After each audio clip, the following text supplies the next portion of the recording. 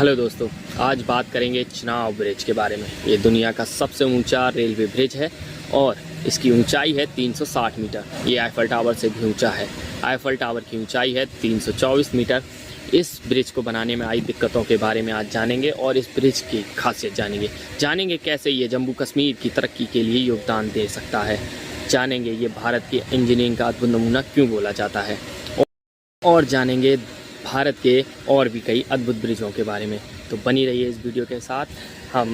तो जो geographical image हमारे दिमाग में बनती है वो एक तरह से उसमें खूबसूरत से पहाड़ी इलाके, बर्फ, नदियां, झील और आतंकवादी दिखाई पड़ता है। और जैसे हम तरक्की को उस तस्वीर में तलाशने की कोशिश करते हैं तो हमें निराशा ही हाथ लगती है। लेकिन अब ये तस्वीर बदलने वाली है और अब तरक्की ट्रेन के रास्ते कश्मीर पहुंचने वाली है। अब आप सोच रहे होंगे कि इसमें ट्रेन कहां से आई नहीं है, बल्कि आएगी जब कश्मीर में दुनिया का सबसे ऊंचा और कश्मीर की तरक्की के लिए सबसे जरूरी रेल ब्रिज का जो काम चल रहा है वो पूरा हो जाएगा। जी हाँ दोस्तों, आपको जानकर हैरानी होगी कि कश्मीर के चिनाब नदी पर इस समय दुनिया का सबसे ऊंचा रेलवे ब्रिज बन रहा है, जिसकी ऊंचाई के बारे में कहा जा रहा है कि आईफिल टावर से भी ऊंचा होगा।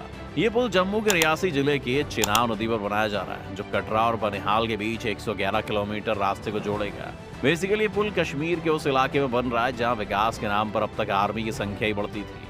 जी हाँ, ये पुल ऊधमपुर श्रीनगर बारामूला रेल लिंक परियोजना का हिस्सा है। ये वही इलाके हैं जो कश्मीर के सबसे सेंसिटिव माने जाते हैं। ऐसा कहा जा रहा है कि हरी भरी वादियों के बीच बना ये खूबसूरत पुल भारतीय इंजीनियर्स का चमत्कार है, जिसे अगर आप देखें तो एक बात तो देखते ही रह जाएंगे कि इतनी ऊंचाई पर ट्रेन चलेगी, आसमान में उड़ती हुई नजर आएगी।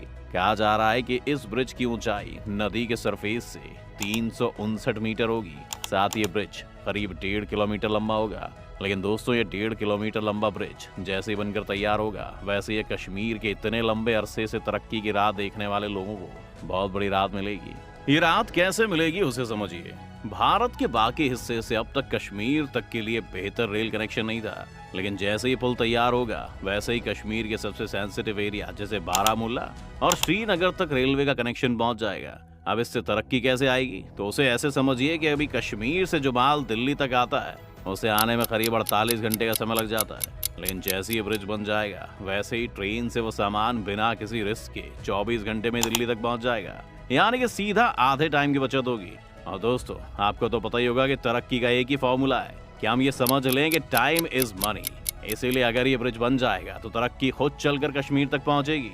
अब अगर लागत की बात करें तो इस खतरनाक इलाके में करीब 1100 करोड़ रुपए की लागत से इस ब्रिज को इस वक्त बनाया जा रहा है। इसमें 24,000 टन लोहे और 5,462 टन स्टील का इस्तेमाल किया जा रहा है। पुल की सबसे खूबसूरत चीज इसमें बनने वाली मेहराब है।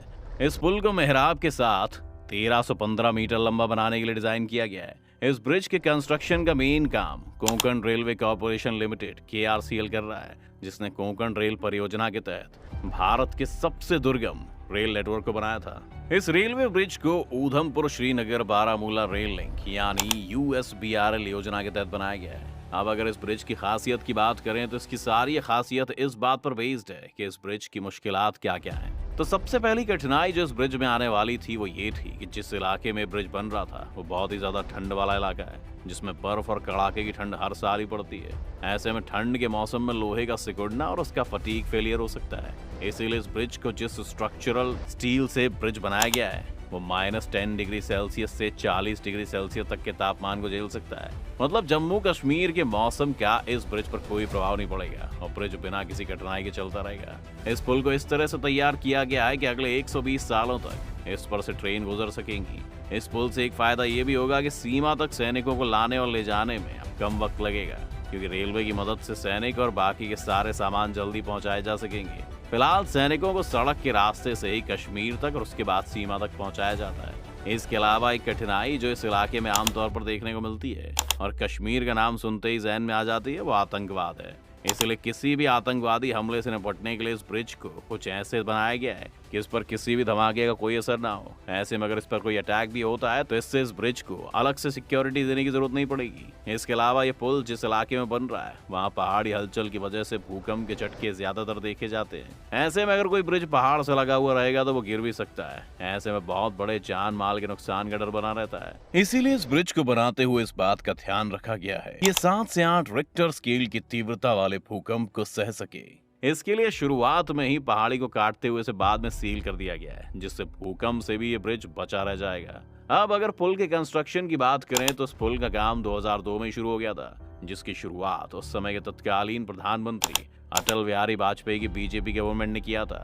लेकिन 2008 में इस ब्रिज के काम को बीच में ही रोक दिया गया, क्योंकि उस वक्त कहा गया कि ब्रिज पॉसिबल ही नहीं है, क्योंकि इसमें सेफ्टी को लेकर कोई गारंटी नहीं है। जिसके बाद जब वापस से बीजेपी सरकार सत्ता में आई तो उसने फिर से इस पुल के निर्माण पर काम करना शुरू किया और फिर से इस पुल से जुड़ी हर वो चीज पर रिसर्च करवाकर इसके डिजाइन को और बेहतर बनवाया। क्योंकि इस इलाके में हवा भी बहुत तेजी से बहती है, इसलिए ऐसा भी कहा जा रहा था कि अगर इतनी ऊंचाई पर अगर हम रेलवे पुल बनाते हैं तो वो हवा बहने पर हिलने लगेगा, जिससे हो सकता है कि पुल गिर जाए। लेकिन दोस्तों, अब इस पुल को कुछ इस तरह से डिजाइन किया गया है कि 260 किलोमीटर प्रति घंटे की रफ्तार से चलने वाली हवा को भी झेल सकेगा। और ये पुल जैसे ही बनकर तैयार हो जाएगा, वैसे ये पुल बाईपेन नदी पर बने चीन के शुईबाई रेलवे पुल का रिकॉर्ड तोड़ देगा, क्योंकि वहां का पुल अब तक का दुनिया का सबसे ऊंचा रेलवे ब्रिज रहा है, जिसकी ऊंचाई 275 मीटर है। खैर, अब देखने वाली बात ये होगी कि ये पुल कब तक पूरी तरह से आने जाने के लिए रेडी हो जाएगा।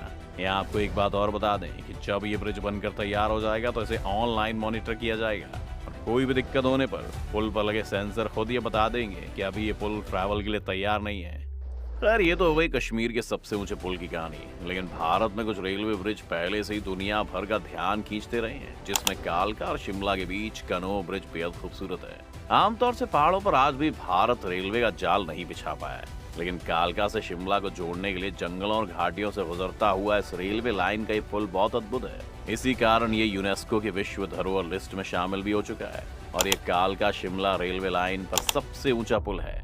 इसके बाद आता है रामेश्वरम को भारत की भूमि से जोड़ने वाला पंबन ब्रिज। 1924 में बना भारत का पहला समुद्री पुल है, जिसे बनाने का क्रेडिट एक जर्मन इंजीनियर विलियम शेजर को जाता है, जिन्होंने एक रोलिंग लिफ्ट के साथ इस मेगा स्ट्रक्चर को डिजाइन किया था। अब नए पंबन ब्रिज के लिए डिजाइन में सुधार किया जा रहा है और अब ये भारत का पहला वर्टिकल सी ब्रिज होगा। क्योंकि इससे पहले आर्क ब्रिज की बात हो रही थी, इसीलिए गोदावरी आर्क ब्रिज का नाम लेना भी जरूरी है, जो कि भारत के राजमुंदरी में गोदावरी नदी तक फैला एक बॉलिंग गार्डर ब्रिज है। ये राजमुंदरी में गोदावरी नदी पर फैले 3 पुलों में सबसे नया है। हैवलॉक ब्रिज दुनिया का सबसे पुराना होने के कारण 1897 में बनाया गया था और इसके टाइम को पूरा करने के बाद 1997 में इसे बंद कर दिया गया। गोदावरी ब्रिज के मुख्य रूप से जाना जाने वाला दूसरा पुल एक ट्रस ब्रिज है और ये भारत का तीसरा सबसे बड़ा रोड कम रेलवे पुल है। इसके बाद अगर नॉर्थ ईस्ट की तरफ जाएं तो बोगीबील ब्रिज असम और अरुणाचल प्रदेश के तट को जोड़ने वाली ब्रह्मपुत्र नदी पर 4.9 किलोमीटर की रेलवे लाइन है, जिसका उद्घाटन 2018 में एशिया के दूसरे सबसे लंबे रेल सड़क पुल के रूप में किया गया था। ये पुल दोनों राज्यों के बीच यात्रा के समय में 10 घंटे की कटौती करता है और इमरजेंसी सिचुएशन में इस पर लड़ाकू विमानों की लैंडिंग भी की जा सकती है। तो दोस्तों, ये थे वो ब्रिज जो आज भी भारत के लिए बेहद जरूरी रेलवे ब्रिज है। लेकिन अब दुनिया का सबसे ऊंचा ब्रिज भी कश्मीर में बनकर तैयार है। आपको क्या लगता है, क्या ये ब्रिज कश्मीर को डेवलप करने में अपनी भूमिका निभा पाएगा? आप अपनी राय में कमेंट करके बता सकते हैं।